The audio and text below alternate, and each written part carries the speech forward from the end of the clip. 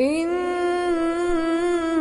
الذين قالوا ربنا الله ثم استقاموا تتنزل عليهم الملائكة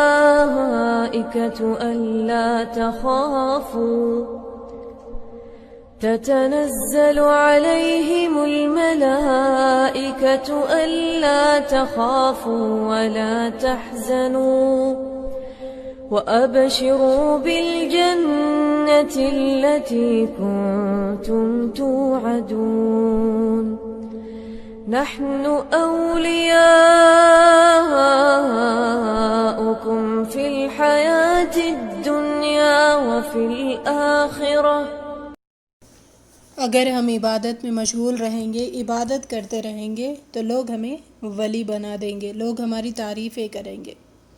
لیکن استقامت کی نوبت کب پڑتی ہے؟ جب ہم غلط کو غلط کہیں گے اور حق پر جم جائیں گے اور حق پر جمنے کی لوگوں کو دعوت دیں گے، اس وقت ہمیں استقامت کی ضرورت پڑتی ہے. تو جیسے ٹھہرے ہوئے پانی میں پتھر مارنے کے برابر یہ کام کرتا ہے استقامت. یعنی انسان، لوگ ٹھنڈے ہیں، آرام سے ہے، سکون میں ہے، کوئی کچھ نہیں کہے گا، تم اپنی عبادت کرو، میں اپنی عبادت. لیکن جب ہم بتانے لگے کہ یہ غلط ہے، میں رک رہی ہوں، تو بھی لوگوں کو پسند نہیں آئے گا، اور لوگوں کو بھی روکنے کی کوشش کریں گے تو پھر اس وقت بھی پسند نہیں آئے گا اور وہ دشمن بنتے چلے جائیں گے. بدعت کو سمجھ گئے اور اس سے رک گئے تو یہاں پر استقامت کی ضرورت پڑتی ہے، استقامت کی نوبت آتی ہے.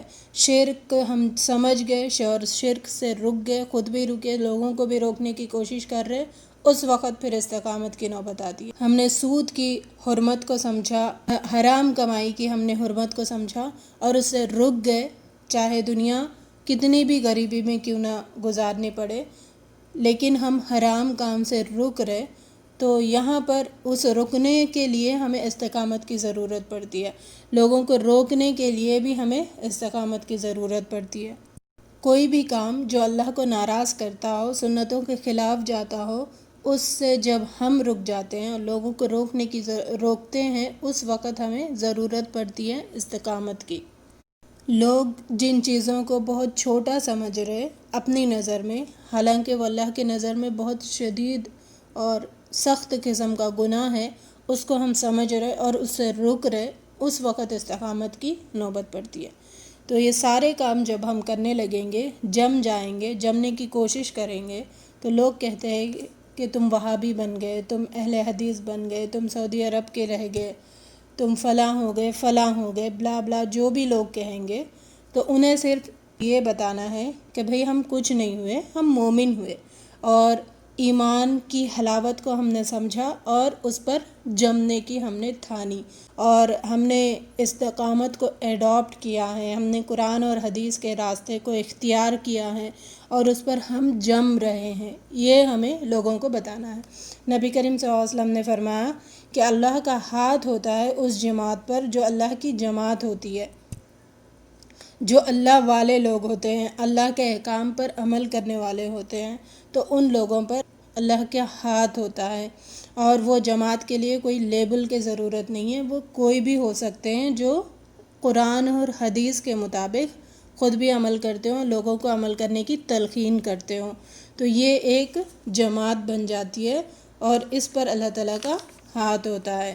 ایسے لوگوں کے لیے جو اس آیت میں بتایا گیا، کنتم توعدون، جو تمہیں مسلسل وعدے دیے جا رہے ہیں، مسلسل تم پڑھتے جا رہے ہو کہ جنت کی نعمتوں کا تم ایسے کرو گے تو یہ بدلہ ملے گا، پھر اس کے ہم حقدار بنیں گے انشاءاللہ.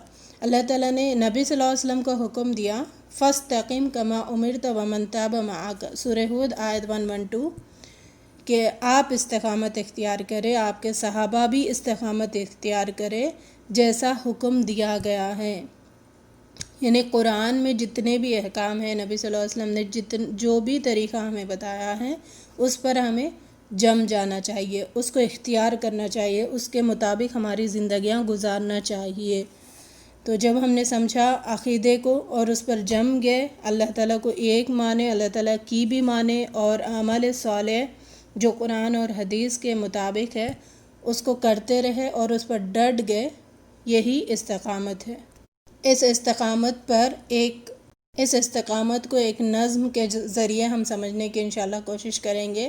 فرق آئے نہ جس کے عزم استقلال پہ، راہ حق پہ جو رہے ثابت قدم ہر حال میں، کامران جس کی وفا ہو ہر جفا کے سامنے، جس کی پیشانی جھکی ہو بس خدا کے سامنے، جو غموں اندھوں میں بھی مسکراتا ہی رہے، جو غموں اندھوں میں بھی مسکراتا ہی رہے، زیر خنجر بھی مسکراتا ہی رہے، زیر خنجر بھی مسکراتا ہی رہے، زیر خنجر بھی پیام حق سناتا ہی رہے۔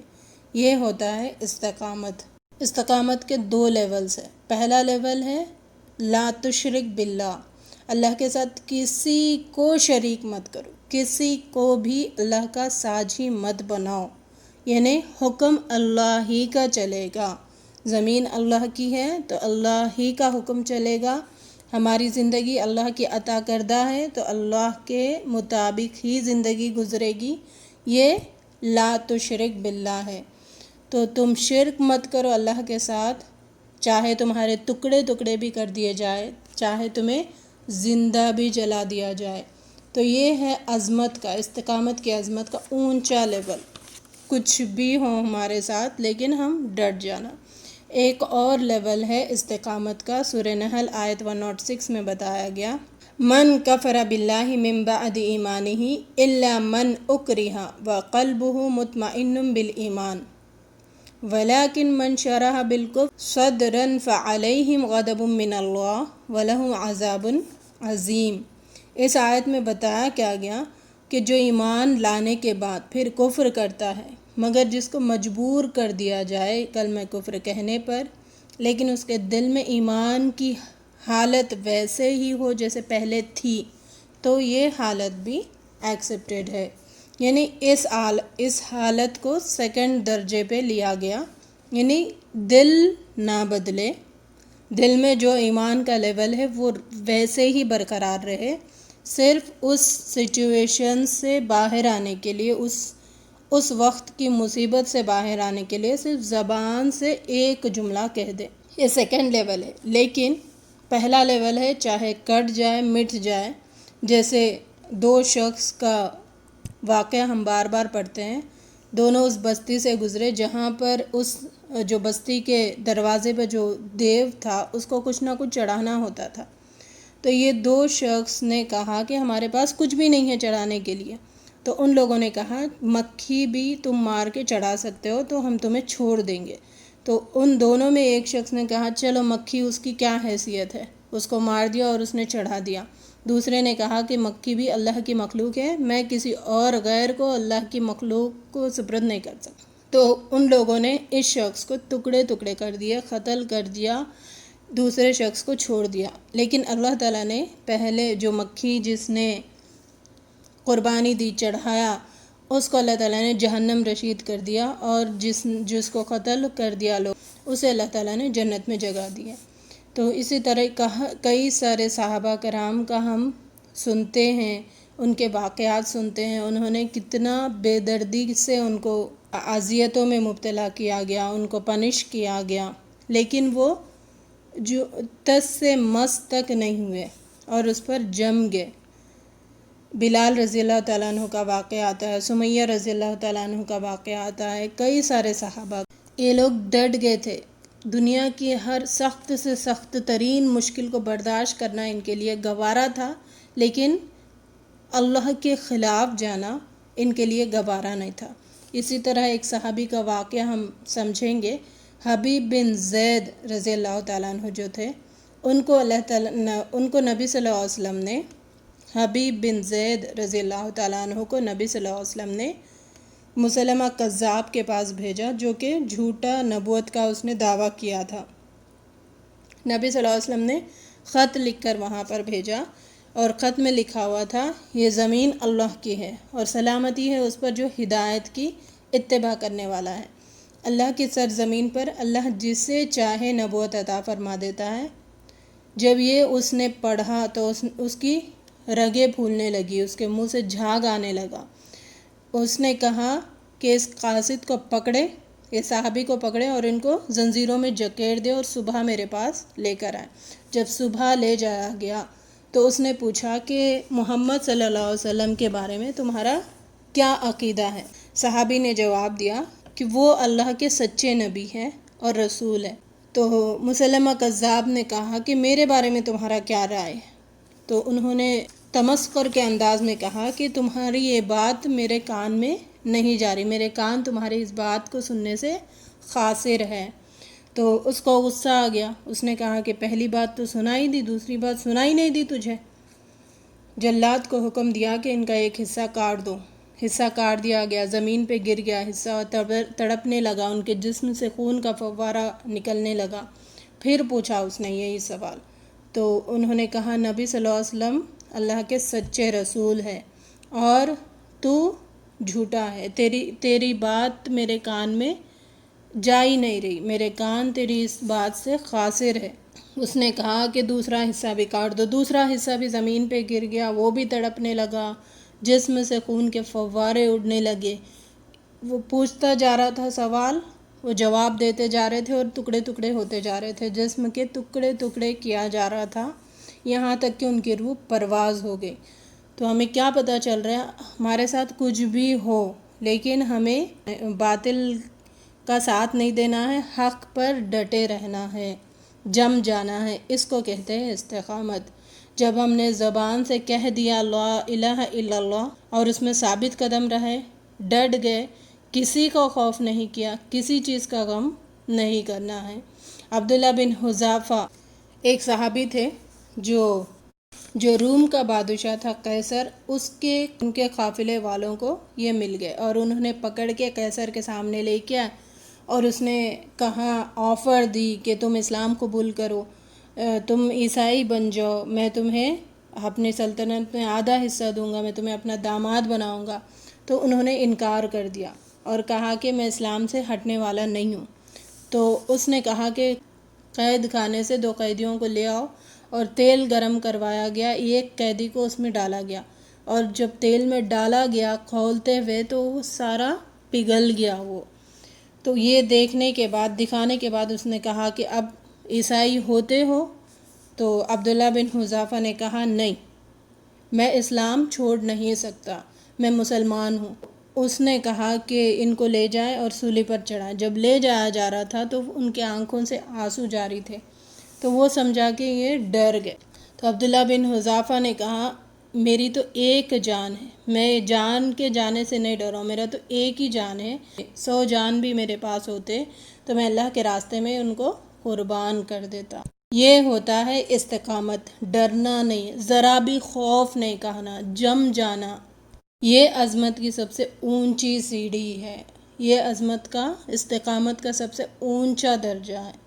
لیکن افسوس ہے کہ ہم اس سیڑھی پر چڑھنا پسند نہیں کر رہے، ہم اس اونچائی تک پہنچنا نہیں پسند کر رہے، ہم اس اونچائی تک جانے کے لیے خوف کھا رہے۔ اللہ تعالیٰ ہم سے ہمارے خوف کو ہٹا دے، ہمیں ہمت عطا فرمائے کہ ہم جم جائیں۔ احمد بن حنبل رحمۃ اللہ علیہ کے بارے میں آتا ہے، جو ان کے دور میں قرآن کی مخلوق کا جو فتنہ اٹھا تھا، اس کے لیے جب ان کو پوچھا گیا تو وہ بالکل بھی ٹس سے مس نہیں ہوئے کہ قرآن مخلوق نہیں ہے بلکہ قرآن اللہ کا کلام ہے۔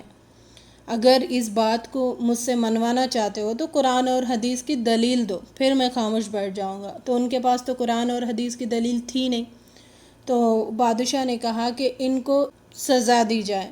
چچا نے کہا کہ کیوں اپنی جان کو ہلکان کرنے لگے ہو، صرف کہہ دو کہ قرآن اللہ کی مخلوق ہے۔ تو احمد بن حنبل رحمۃ اللہ علیہ نے کہا اگر اس سچویشن میں حق کا غلبہ نہ ہو تو کیا فائدہ، باطل کا جب دبدبہ ہو رہا ہے تو اس وقت اگر حق کو غالب ہم نہیں کریں گے تو کیا فائدہ ہے اس کا، یعنی غلط بات جب ہو رہی تو اس پر جم جانا چاہیے، تبھی تو پتہ چلے گا نا حق کیا ہے۔ جلاد نے کہا میں نے ان کو اتنے کوڑے مارے، اگر ہاتھی پہ بھی مارتا تو ہاتھی تلملا اٹھتا اور وہ چیختا چلاتا وہاں سے بھاگ جاتا، لیکن امام احمد بن حنبل رحمۃ اللہ علیہ نے اف تک نہیں کہا۔ یعنی جب حق بات سمجھ میں آ گئی اور اس پر وہ جم گیا پھر دنیا لعنت کرے، ملامت کرے، تانے دے، مذاق اڑائے، استہزاء کرے، چاہے کچھ بھی کرے، تو اس راستے کو ہم چھوڑنے والے نہیں ہیں۔ یہ ہم خواہش کرنا اور اس پر جم جانا۔ نبی صلی اللہ علیہ وسلم کو جب 4 چیزوں کی لالچ دے دے کر کہا کہ آپ یہ دعوت کا کام چھوڑ دیں، تو انہوں نے کہا ایک ہی جملے میں، چاہے ایک ہاتھ میں میرے چاند بھی رکھ دو، دوسرے ہاتھ میں سورج بھی رکھ دو، لیکن میں اس سے ہٹنے والا نہیں ہوں۔ یہ ہے استقامت۔ نبی صلی اللہ علیہ وسلم نے یہ نہیں کہا کہ چلے میں دین کا کام چھوڑ دیتا ہوں، نہیں، آپ نے نہ دین کی دعوت کا کام چھوڑا۔ تو جب کوئی بھی نیک اعمال شروع کرو، نبی صلی اللہ علیہ وسلم فرماتے ہیں کہ بہترین عمل وہ ہے کہ آدمی اس پر مداومت اختیار کرے، ہمیشگی اختیار کرے، چاہے چھوٹی بھی چیز کیوں نہ ہو۔ اور نبی صلی اللہ علیہ وسلم نے اپنے قول اور عمل سے یہ ثابت کر کے دکھایا کہ کوئی بھی کام کریں تو اس کو مسلسل کرتے جائیں۔ ادخلوا فی السلم کافہ، داخل ہو جاؤ پورے کے پورے دین میں۔ یہی تو استقامت ہے۔ استقامت دین جتنا نازل ہوا ہے اس پر پورے کے پورے عمل کرنا ہے۔ اپنی پسند کے ماننا، جو نہیں پسند ہے اس کو چھوڑ دینا، یہ استقامت نہیں ہے۔ استقامت ہے دین کو ماننا اور اس پر عمل کرنا، اس کے مطابق زندگی گزارنا۔ عائشہ رضی اللہ عنہ کی روایت ہے، نبی صلی اللہ علیہ وسلم شعبان سے زیادہ کسی مہینے میں روزہ نہیں رکھتے تھے۔ شعبان کے پورے دنوں میں آپ صلی اللہ علیہ وسلم روزے سے رہتے تھے۔ آپ صلی اللہ علیہ وسلم فرماتے تھے کہ عمل وہی اختیار کرو جس کی تم میں طاقت ہو، کیونکہ اللہ تعالیٰ ثواب دینے سے نہیں تھکتا ہے، لیکن تم خود اکتا جاؤ گے۔ نبی صلی اللہ علیہ وسلم اس نماز کو سب سے زیادہ پسند فرماتے تھے جس میں ہمیشگی اختیار کی جائے، خواہ کم ہی کیوں نہ ہو۔ چنانچہ حضرت صلی اللہ علیہ وسلم جب کوئی نماز شروع کرتے تو اسے ہمیشہ پڑھتے۔ ہم جو کام ہم نے ٹھان لیا ہم یہ کام کریں گے، قرآن اور حدیث کی بات، جو تفسیر کا جو ہم نے پروگرام شروع کیا ہے اس کو سننے کا ہم نے ٹھان لیا ہے، تو اس کو مسلسل سنیں۔ کبھی سنیں گے کبھی نہیں کریں گے تو پھر یہ بہترین عمل نہیں شمار ہوگا۔ جتنا آپ سے ہو سکا وہی کام کریے، لیکن اس کو مسلسل کیجیے۔ اور اس ثابت قدمی کے لیے دعائیں بھی ہمیں مانگنا ہے۔ اللہم انی اسألک ثبات بالعمل وشکر نعمتک وحسن عبادتک ولسانا صادقا وقلبا سلیما واسألک من خیر ما تعلم واعوذ بک من شر ما تعلم۔ اللہ تعالیٰ ہم آپ سے ثابت قدمی مانگتے ہیں عمل میں، نعمتوں میں شکر ادا کرنے والا بنا، عبادتوں میں حسن اختیار کرنے والا بنا، زبان پر سچائی اختیار کرنے والا بنا، اور ایسا دل عطا فرما جو سلیم ہو۔ ہر خیر کے ہم طلبگار ہیں اللہ، جس کا آپ کے پاس علم ہے۔ ہر برائی سے ہم آپ کی پناہ میں آتے ہیں جس کا آپ کو علم ہے۔ یا مقلب القلوب ثبت قلبی علی دینک، یا مصرف القلوب صرف قلوبنا علی طاعتک۔ اے دلوں کو پھیرنے والے، ہمارے دلوں کو اطاعت کی طرف جما دے۔ ہم سب خاتمہ بالخیر کی دعائیں مانگتے رہتے ہیں، دعائیں کرتے رہتے ہیں۔ ایسی دعائیں ہمیں مانگتے رہنا چاہیے، کیونکہ ہماری حالتیں تبدیل ہونے میں دیر نہیں لگتی۔ 4 دشمنوں کو اللہ تعالیٰ نے ہمارے اطراف لگا کر رکھا ہے، جو کہ ہمیں بہکاتے رہتے ہیں، جو کہ ہمیں گمراہ کرتے رہتے ہیں۔ دنیا ہے، شیطان ہے، انا ہے، نفس ہے، یہ ساری چیزیں ہمیں اس اللہ کے راستے سے ہٹاتی رہتی ہے۔ جب ہم یہ دعائیں کرتے رہتے ہیں مسلسل تو پھر اللہ تعالیٰ ہماری مدد فرماتے ہیں اور ان دشمنوں سے ہماری حفاظت فرماتے ہیں۔ تو ہماری، کیونکہ کبھی بھی ہماری مت الٹ سکتی ہے، کبھی بھی ہماری سمجھ پلٹ سکتی ہے، کبھی بھی ہم خود پلٹ سکتے ہیں۔ حدیث میں آتا ہے، نبی صلی اللہ علیہ وسلم فرماتے ہیں کہ بعض آدمی اتنے اچھے عمل کرتے ہیں، اتنے اچھے عمل کرتے ہیں، اتنے اچھے عمل کرتے ہیں زندگی بھر کے ان کے اور جنت کے درمیان 1 ہاتھ کا فاصلہ رہ جاتا ہے، لیکن اللہ بچائے ہمیں اس حالت سے کہ اچانک ان کی حالت پلٹ جاتی ہے، تبدیل ہو جاتی ہے، اور وہ دین سے پلٹ جاتے ہیں اور جنت کے بدلے جہنم کے مشتاق ہو جاتے ہیں۔ اللہ تعالیٰ ہم سب کی حفاظت فرمائے، اور یہ دعا مانگتے رہیں، اے اللہ میری سب سے اچھی عمر وہ ہو جو عمر آخری ہو۔ آخری عمر اچھی ہونے کے لیے پوری عمر، جتنی بھی عمر ملی ہے اس میں اللہ کی اطاعت کرنا چاہیے، کیونکہ نبی صلی اللہ علیہ وسلم فرماتے ہیں انما الاعمال بالخواتیم، آپ کے اعمال کا دار و مدار آپ کے خاتمے پر ہے، اور خاتمہ اچھا ہونا ہے تو زندگی بھر اچھے عمل کرتے رہنا ہے، اللہ کے مطابق عمل کرنا ہے، اور میرا اچھا عمل وہ ہو جس میں میری وفات ہو جائے۔ وفات اچھا ہونا ہے، اچھی خاتمہ بالخیر ہونا ہے، تو پھر عمل ہر وقت اچھے عمل کرتے رہنا ہے، کیونکہ کب ہماری موت آنے والی ہمیں نہیں پتہ۔ اور سب سے اچھا دن وہ ہو جس دن میں آپ سے آ کر ملوں۔ تو ہر دن ہم اگر اچھے گزاریں گے، اچھے مطلب اللہ اور رسول کے مطابق گزاریں گے، تو پھر جو دن ہم اللہ تعالیٰ کے پاس جائیں گے وہ دن ہمارا اچھا ہوگا۔ تو اللہ کے بارگاہ میں ہم یہ خواہش کریں کہ جب ہم اللہ کے بارگاہ میں جائیں تو استقامت کے ساتھ ملنے کی خواہش ہم جگائیں اپنے اندر، خواہش آرزو ہو ہماری، ضد ہو ہماری کہ ہم اللہ کے بارگاہ میں استقامت کے ساتھ ملیں۔ ہمیں ہمت برابر نہیں ہوتی، ہمت بھی اللہ سے مانگے، اور ہمت پر قائم رہنے کی دعا بھی اللہ سے مانگے۔ اللہ تعالیٰ ہم سب کو مضبوطی عطا کرے، جماؤ عطا کرے، استقامت عطا کرے۔ تو ہمیں خوب مانگنا ہے۔ یہ دور ایسا ہے کہ یہاں پر فتنے دروازے کھول کے بیٹھے ہیں، تو ہر قدم ہمیں گمراہ اور بھٹکانے کا دور ہے۔